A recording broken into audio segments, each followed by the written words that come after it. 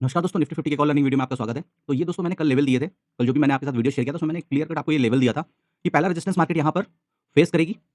काफ़ी detailed video बनाया था और सारे लॉजिक यहाँ पर एक्सप्लेन किए थे और यहाँ पर अगर आप जाकर देखो तो ये मार्केट कंटिन्यू इसी रेंज के अंदर चल रही है और मॉर्निंग में मैंने टेलीग्राम पर ये शेयर भी किया था और मैंने एक चीज़ कल भी बोली थी और अपने हर वीडियो में बार-बार बोलता हूँ कि जब मार्केट एक्सट्रीम गैप अप या गैप डाउन हो जाती है तो उस दिन करने के लिए बहुत ज़्यादा कुछ रहता नहीं है। उसपे भी उसने स्टार्टिंग की 5 मिनट, 10 मिनट या मैक्सिमम 15 मिनट में अगर बड़ी रेंज बना दी और फिर उसके बाद जब तक वो उस रेंज के अंदर ट्रेड करती है तब तक कहीं पर कोई भी कन्विक्शन नहीं रहता है और वो मार्केट कहीं हद तक साइडवेज हो जाती है और ऐसी कंडीशन में आपको 1 बजे के बाद आना चाहिए। ये भी मैंने कल वीडियो में बताया था क्योंकि वहाँ पर फिर आपको मूविंग एवरेज थोड़ा-सा ज़िगज़ैग या फ्लैट होता हुआ दिखेगा और आपको क्लियरली पता चल जाएगा कि मार्केट अब ये साइडवेज है। तो यहाँ पर भी आप देखिए कि आज जो मार्केट गैप अप ओपन हुई, कल की क्लोजिंग से 216 पॉइंट ऊपर मार्केट जो भी कल की क्लोजिंग थी फ्राइडे की 216 पॉइंट ऊपर ओपन हुई। उसके बाद फिर ये यहाँ से जो भी 10 20 30 पॉइंट ऊपर गई और उसके बाद एक कैंडल की अगर हम देखें लेंथ तो एक कैंडल नहीं, सुबह की जो 5 मिनट की कैंडल थी वो 126 पॉइंट की बना दी। अब जब तक मार्केट इसके अंदर ट्रेड करता रहेगा तब तक जो भी बड़े ट्रेडर हैं यहाँ पर अब ट्रेड लेना बहुत ज्यादा पसंद नहीं करेंगे या फिर वो बहुत बड़ी क्वांटिटी में यहाँ पर ट्रेड करना पसंद नहीं करेंगे और जिसकी वजह से आप यहाँ पर देख सकते हो कि मार्केट कंप्लीट साइडवेज रही। अब यहाँ पर आपकी डिसिप्लिन काम आती है, आपका एक्सपीरियंस काम आता है क्योंकि अगर आपके पास एक्सपीरियंस तो आप पहले ही पता कर लोगे कि आज मार्केट अब साइडवेज हो सकती है क्योंकि मार्केट एक्सट्रीम गैप अप या गैप डाउन ओपन हो गई है। पहली चीज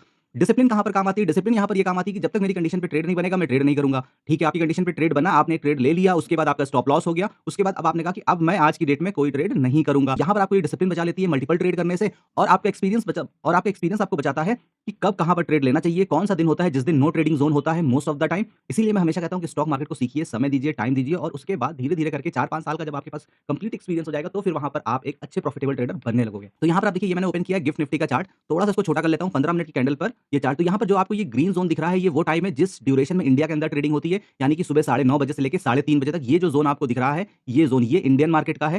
ठीक है, इस ड्यूरेशन में हमारा स्टॉक एक्सचेंज काम करता है और उसके बाद ये गिफ्ट निफ्टी चलता रहता है। तो अगर हम एक दिन और ये जो क्लोज होता है ये होता है नेक्स्ट डे 2:40 पर और फिर जाके मॉर्निंग में फिर से ओपन हो जाता है। तो यहाँ पर ये पहले ही क्लियर कट दिख गया था कि लास्ट टाइम पे फ्राइडे के दिन ये आप देखिए जो लास्ट ट्रेडिंग सेशन हुआ था यहाँ पर 6 फेब को यहाँ पर एसजीएक्स निफ्टी ने 25,700 पर यहाँ पर क्लोज किया था और उसके बाद यहाँ पर 8 बजे एक बड़ा मूव अपसाइड का आया। तो ये तो क्लियर था कि आज मार्केट गैप अप ओपन होगी। अब यहाँ पर अगर आज आप देखिए फिर उसके बाद ये मॉर्निंग में ओपन होता है सुबह 6:30 बजे और 6:30 बजे से ये अपने आप को होल्ड कर रहा था और यहाँ पर मार्केट हमारी ओपन होती है। अभी जो हमारा गिफ्ट निफ्टी चल रहा है वो बिल्कुल उसी जगह पे चल रहा है जहाँ पर आज 3:30 बजे की क्लोजिंग हुई। तो देखते हैं कि क्या पता 2 ढाई बजे तक इसमें ऊपर साइड का मूव आता है या नीचे साइड का मूव आता है। तो उसी के हिसाब से डिसाइड होगा कि कल मार्केट गैप अप ओपन होगी या गैप डाउन ओपन होगी। आपको ऐसे दिनों से बहुत कुछ सीखने को मिलता है और मैं हमेशा बोलता हूँ कि जब मार्केट दोनों साइड के मूव देते हैं उसमें आप बहुत ज़्यादा नहीं सीख पाते हो। रीज़न ये होता है कि उस दिन आप पहले ट्रेड में ट्रैप होते हो तो दूसरे ट्रेड में प्रॉफिट लेकर अपने घर चले जाते हो। लेकिन जो आपके लिए एक्चुअल लर्निंग पाथ है वो इस तरीके की ही मार्केट है। कभी भी इस तरीके की मार्केट से हेट ना करिए क्योंकि ये वो मार्केट है जो कि आपको बताती है कि डिसिप्लिन की इंपॉर्टेंस क्या है। ये वो मार्केट है जो कि आपको बताती है कि एक्सपीरियंस की इंपॉर्टेंस क्या है। अगर आप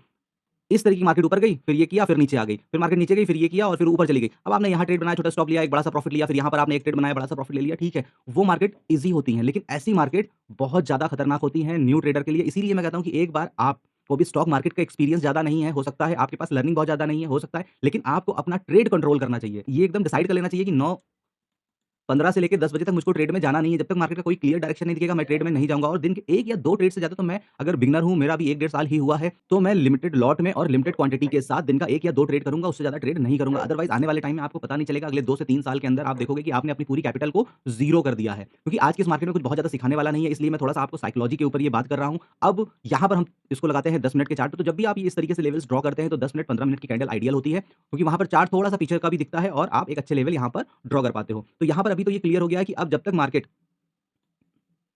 इस हाई के ऊपर नहीं निकलेगी, सबसे पहले तो एक ये स्ट्रॉन्ग रेजिस्टेंस है हमारा। अब कल के लिए जो ये ज़ोन होने वाला है, ये ज़ोन हमारा नो ट्रेडिंग ज़ोन होने वाला है।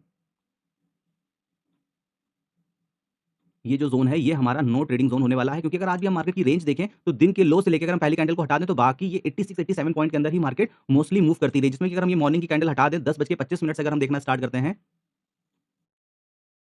59.7 यानी कि 60 पॉइंट के अंदर ही मार्केट ने मूव किया है। तो यहाँ पर जो ये ज़ोन होने वाला है, ये ज़ोन आपका नो ट्रेडिंग ज़ोन है। अगर कल मार्केट यहाँ पर कहीं पर ओपन होती है, तो होने दीजिए, सबसे बढ़िया कंडीशन यही होगी। फिर मार्केट किसी एक साइड को, या तो 2 कंडीशन होती है, जब मार्केट इस तरीके से ओपन होती है, तो 2 कंडीशन में पहली कंडीशन क्या होती है, मार्केट जिस साइड को ब्रेकआउट करती है, उसी साइड को सीधा चली जाती है।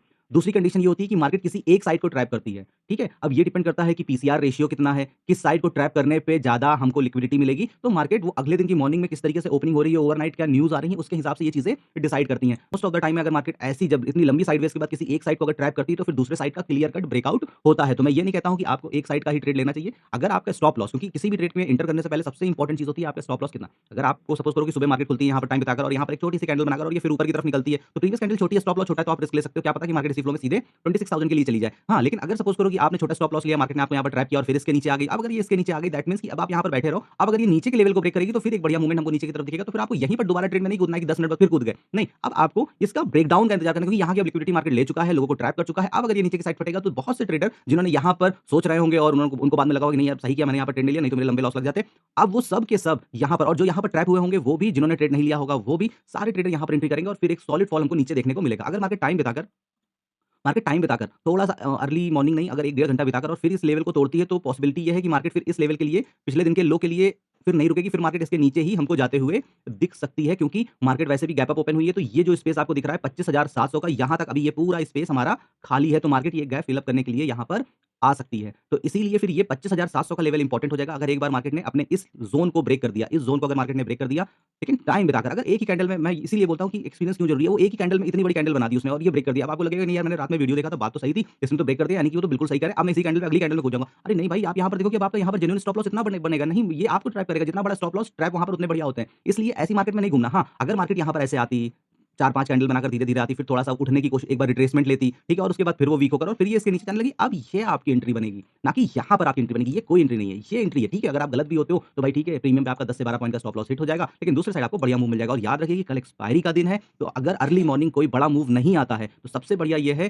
कि आधा 1 घंटे तक अगर मार्केट साइलेंट रहती है, डेढ़ घंटे तक मार्केट साइलेंट रहती है, तो दोनों साइड की, जहाँ पर भी मार्केट होती है, एटीएम कॉल और पुट की एक-एक लॉट बाय करके छोड़ दो, क्योंकि ये कल जिस साइड फटेगी तो एक बहुत बड़ा मूव आएगा और 3 बजे अपनी लॉट खत्म कर लो और आप देखोगे कि एक अच्छा मूवमेंट आपका हो चुका होगा, एक आपने अच्छा प्रॉफिट कमा लिया होगा, ठीक है? तो ये तो एक छोटा-सा ट्रेड, एक टिप थी कि जिसको कि आप अप्लाई करके यहाँ पर कुछ पैसे कमा सकते हो, लेकिन इसके ज़रिए आप जीवन नहीं पार कर सकते हो, इसके ज़रिए आप स्टॉक मार्केट में सर्वाइव नहीं कर सकते हो। ये मैं बस खाली इसलिए बोल रहा हूँ क्योंकि आज मार्केट कंप्लीट साइडवेज़ रही है, तो पॉसिबिलिटी ये है कि कल एक बढ़िया मूव हमको एक साइड का देखने को मिलेगा। हो सकता है कि ये मूव अप साइड का हो सकता है, ये मूव डाउन साइड का हो, लेट्स सी, ये तो कल आने वाला समय बताएगा। लेकिन यहाँ पर ये zone clear cut no trading zone है और उसके बाद फिर ये पिछले दिन का जो हाई है 25,925 का, ये एक रेजिस्टेंस की तरह काम करेगा। तो पॉसिबिलिटी ये है कि मार्केट यहाँ पर टाइम बिताकर पहले इस लेवल के लिए निकलेगी और यहाँ पर टाइम बिताकर फिर 26,000 के लेवल के लिए जाएगी। और अगर हम यहाँ से मार्केट की रेंज देखते हैं, तो मार्केट की रेंज भी बहुत ज़्यादा नहीं बनेगी, क्योंकि मार्केट यहाँ पर क्लोज़ हुई है। यहाँ से अगर 26,000 तक इसका मूवमेंट भी देखते हैं, तो बहुत ज़्यादा नहीं है, 136 पॉइंट का ही होगा। दैट मीन्स कि अगर मार्केट यहाँ पर निकालना चाहेगी, क्योंकि यहाँ पर बहुत बड़ी मात्रा में कॉल राइटर्स बैठे होंगे, तो जब ये अपनी पोजीशंस को कट करेंगे, और क्योंकि मैं बार-बार बोल रहा हूँ कि कल निफ्टी की एक्सपायरी है, तो एक बड़ा मूव यहाँ पर हमको 26,100 तक का भी देखने को मिल सकता है।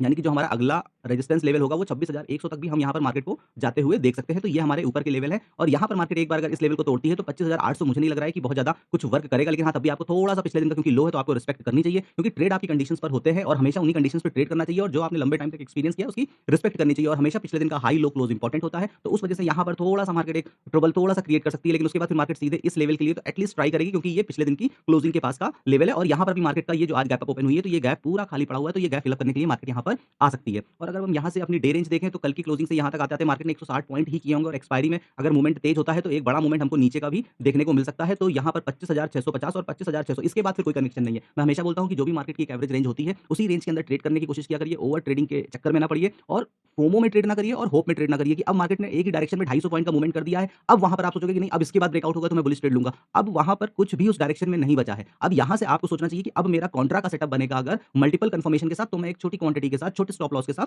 वो कॉन्ट्रा ट्रेड प्लान करूँगा। कॉन्ट्रा ट्रेड कब प्लान करना चाहिए, उसका मैंने डेडिकेटेड वीडियो भी बनाया है कि कहाँ पर एक बार कॉन्ट्रा ट्रेड अगर आप लोगे तो आपको ट्रिमेंडस प्रॉफिट होगा। उसका डिटेल वीडियो भी मेरे चैनल पे पड़ा हुआ है, तो आप चैनल पे जाके उस वीडियो को देख सकते हैं। तो उम्मीद करता हूँ दोस्तों कि आपको ये वीडियो अच्छा लगा होगा। तो कल मिलेंगे अगले नए वीडियो में नई जानकारी के साथ। तब तक के लिए नमस्कार।